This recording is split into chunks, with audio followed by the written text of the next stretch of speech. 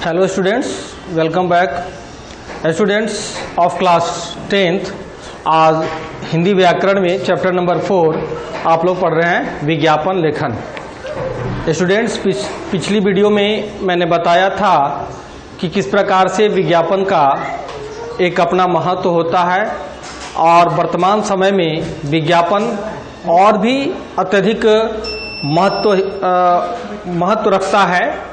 जो वर्तमान परिस्थिति है, हर एक वस्तु, सामान, सेवा, इसकी जो है बाजार में अनेक तरीके के प्रकार के उपलब्ध हैं सामान या सेवा। तो इस भिन्न भिन्न प्रकार के सामान या सेवा में कौन से सामान को हम क्रय करें और किस प्रकार की सेवा को अपने लिए हम क्रय करें, इस सभी की जानकारी हमें कौन उपलब्ध कराता है? तो यह सभी की जानकारी उपलब्ध कराता है विज्ञापन। ओके स्टूडेंट्स, तो टुडे विज्ञापन लेखन में मैं आप लोग को बता रहा हूं कि विज्ञापन की आवश्यकता क्या है, आखिर विज्ञापन क्यों, किस लिए चाहिए, क्यों होना चाहिए विज्ञापन का प्रकाशन या विज्ञापन तैयार होना चाहिए। आज इसी बिंदु पर चर्चा करेंगे।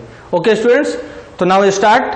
फर्स्ट पॉइंट जो है वह है नए उत्पादों या नए विचारों को प्रोन्नत करने के लिए। इसका क्या अर्थ है बच्चों? तो नए उत्पाद यानी किसी भी प्रकार के जब उत्पाद जो हैं यानी सामान, उत्पाद कहने का अर्थ है सामान यानी प्रोडक्ट, वह क्या होता है? नए विचारों को प्रोन्नत करना। यानी जब हम या कोई कंपनी वाला बड़े से बड़े सामान को तैयार करे या छोटे से छोटे सामान को तैयार करता है, नए सामान को, तो उसको मार्केट में वह बाजार में कैसे बेचेगा, कितना ज्यादा से ज्यादा पब्लिक उसको खरीद पाए, जनता उसको क्रय कर पाए, इस सभी को बताने के लिए क्या जरूरत है? तो विज्ञापन की आवश्यकता। Okay students, now second point में है कि अपने उत्पादों की विशेषताओं की ओर ग्राहकों को आकर्षित करना। तो स्टूडेंट्स, इसका क्या अर्थ है? तो सेकंड पॉइंट का अर्थ है अपने उत्पादों की विशेषताओं की ओर ग्राहकों को आकर्षित करना, क्योंकि मार्केट में भिन्न भिन्न प्रकार के हजारों हजार एक ही जरूरत की पूर्ति के लिए अनेकानेक सामान, वस्तु, अनेकानेक सेवाएं उपलब्ध है। ओके स्टूडेंट्स, तो ऐसी परिस्थिति में अपने जो उत्पाद होते हैं या अपनी जो सेवाएं हैं उनकी क्या विशेषता है, उसकी क्या खासियत है? अगर कोई खासियत होगी, कुछ विशेषताएं होगी, तभी तो ग्राहक खरीदेगा।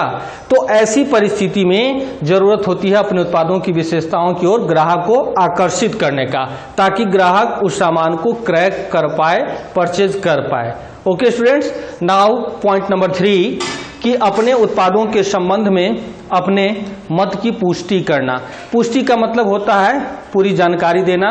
अपने उत्पाद यानी कोई भी उत्पादन करता, जो प्रोडक्ट को तैयार करता है, सामान को तैयार करता है, तो उस सामान के संबंध में, उस सामान के बारे में अपने मत की पुष्टि करता है। यानी अपनी जो उसकी सोच होती है, उत्पादनकर्ता की जो सोच है कि किस उद्देश्य से उसने सामान को तैयार किया है, उस उद्देश्य को यानी उसकी जो मत है, उसकी जो सोच है, वह सामान में उसने उतारा है, तो उसको कैसे वह जनता के समक्ष यानी पब्लिक के सामने उस चीज को रख रहा है, ताकि जनता यानी पब्लिक या कहें कि उपभोक्तागण उसको खरीद पाए। ओके स्टूडेंट्स, और पॉइंट नंबर 4 है कि अपने मत की पुष्टि के लिए उचित वातावरण तैयार करना।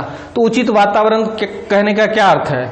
जो हमारा मत है यानी जो निर्माण करता है, किसी वस्तु को तैयार करता है, किसी सेवा को तैयार कर रहा है, किसी सेवा को उपलब्ध करा रहा है, तो उसकी क्या सोच है, तो उसकी जो पुष्टि करेगा, उसके बारे में बताएगा कि अगर हमने मान लिया जाए कि यह एक पेन है, एक पेन को तैयार किया गया, ये जिस भी कंपनी की पेन है, शेलो कंपनी की है।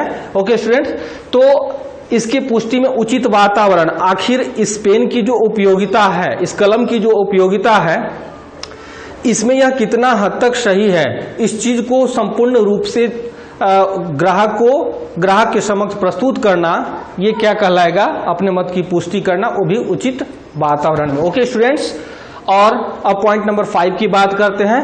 तो पॉइंट नंबर 5 में है कि अपने विरोधियों के तर्कों को गलत बताना। स्टूडेंट्स, आप देखेंगे कि वर्तमान समय में तरह तरह के प्रोडक्ट यानी सेवाएं या वस्तु मार्केट में उपलब्ध है। अगर हम टूथपेस्ट की बात करें, टूथब्रश की बात करें, एक कलम की बात करें, कॉपी की बात करें, तो एक ही कॉपी भी आप देखेंगे कि भिन्न भिन्न कंपनियों की, कई सारे कंपनियों की कॉपी आपको देखने को मिल जाता है। लेकिन आप क्या करते हैं, जो कॉपी जिसकी पेज सबसे खूबसूरत होती है, जिस पे आपकी हैंडराइटिंग अच्छी होती है, आप ये देखते हो। उसके बाद आप देखते हो कि इसका जो रेट है यानी जो इसका मूल्य है वह कहाँ तक उचित है। इन दोनों चीज का कंपैरिजन करने के बाद, मतलब इन दोनों की तुलना करने के बाद आप उसको खरीदते हैं। ओके स्टूडेंट्स, तो अपने विरोधी को गलत बताना पड़ेगा। होता क्या है कि अब मान लीजिए कि कोई कॉपी क्लासमेट की है, कोई वैशाली की है, तरह तरह की कंपनी है, तो आप जिस कंपनी को खरीद रहे हो, जिस कंपनी की कॉपी खरीद रहे हैं, या फिर जो निर्माण करता है उसका, जिस कॉपी को आप क्रय करते हैं, वह क्यों करते हैं? निर्माणकर्ता इस बात को सोचता है कि आखिर जो क्रय करने वाला ग्राहक है वह हमारे सामान को कैसे क्रय करेगा या हमारी सेवा को वह कैसे ले पाएगा। तो इसके लिए कंपटीशन है। मार्केट में बहुत तरह के सामान है, आखिर कोई खास सामान को ही हम क्यों खरीदते हैं? हमारी जो पसंद होती है वह कोई खास वस्तु या कोई खास सेवा, कोई खास डॉक्टर, ऐसा क्यों होता है? इसके पीछे भी बहुत सारे रीजन है। उसके पीछे रीजन होता है विज्ञापन। हम जिस चीज से लुभान्वित हो जाते हैं, हमारा मन भा जाता है, हमारा मन स्वीकार कर लेता है, हम ऐसी चीजों को या फिर ऐसी सेवाओं को क्रय करना पसंद करते हैं। ओके स्टूडेंट्स, अब आते हैं पॉइंट नंबर 5, जनमत जागृत करना।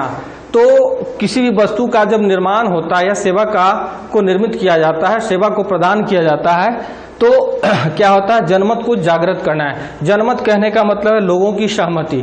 जब तक लोगों में यह मत नहीं हो जाए, लोगों में ये नहीं पता चल जाए कि यह प्रोडक्ट अच्छा है, यह जो वस्तु है वो हमारे काम का है, तब तक लोग उस वस्तु को या फिर उन सेवाओं को नहीं खरीद पाएंगे। ओके स्टूडेंट्स, तो सामान को यानी सामान को निर्माण करने वाला, बनाने वाला या सेवा को देने वाला व्यक्ति पूरी कोशिश करता है कि वह जनमत इकट्ठा कर पाए, यानी ज्यादा से ज्यादा लोग उस वस्तु को या फिर उस सामान को स्वीकार करे, उसको अच्छा लगे। ओके स्टूडेंट्स, तो जनमत जागृत करना भी क्या है? विज्ञापन की आवश्यकता है। अब आते हैं स्टूडेंट्स पॉइंट नंबर 7 पर कि उत्पाद की बाजार में पूर्व निर्मित छवि को संभाल कर रखना। कई बार ऐसा होता है स्टूडेंट्स कि जो उत्पाद होता है, जो वस्तु या सामान है, जो पूर्व से तैयार है और दिन प्रतिदिन तो समय बदलता रहता है और समय के साथ लोगों की सेवाएं, वस्तु, सामान जो है वह भी बदलती रहती है, सोच बदलती रहती है। तो उसके अनुसार जो पूर्व में सामान है उसके गुण में कोई परिवर्तन नहीं आए, उसका गुण बरकरार रहे, निर्माणकर्ता इस चीज को भी देखता है, उसको ध्यान में रख करके ही वस्तु का निर्माण करता है या सेवाओं को प्रदान करता है। ओके स्टूडेंट्स, और 8वां पॉइंट जो है वह है कड़ी स्पर्धा के कारण बाजार में लुप्त होते उत्पाद को पुनः स्थापित करना। स्पर्धा कहने का क्या मतलब है? तो स्टूडेंट्स, स्पर्धा का अर्थ होता है कंपटीशन। ओके, तो कड़ी स्पर्धा, मार्केट में यानी बाजार में बहुत स्पर्धा है, काफी कंपटीशन है। ऐसी परिस्थिति में एक खास वस्तु को निर्माण करने वाला या खास सेवा को प्रदान करने वाला व्यक्ति किस प्रकार से अपने उत्पाद को या फिर अपनी सेवाओं को लोगों के समक्ष प्रस्तुत कर सके, रख सके, इसका भी ध्यान रखना पड़ता है उत्पादनकर्ता को। और इसके पीछे जो सबसे बड़ा सहायक होता है वह होता है क्या? तो विज्ञापन। ओके स्टूडेंट्स, अब हम लोग पढ़ेंगे पॉइंट नंबर 9 को। स्टूडेंट्स, अब विज्ञापन की आवश्यकता में आप पढ़ेंगे पॉइंट नंबर 9। पॉइंट नंबर 9 में है स्टूडेंट्स, उपभोक्ताओं की आदतों को अपने पक्ष में बनाए रखना।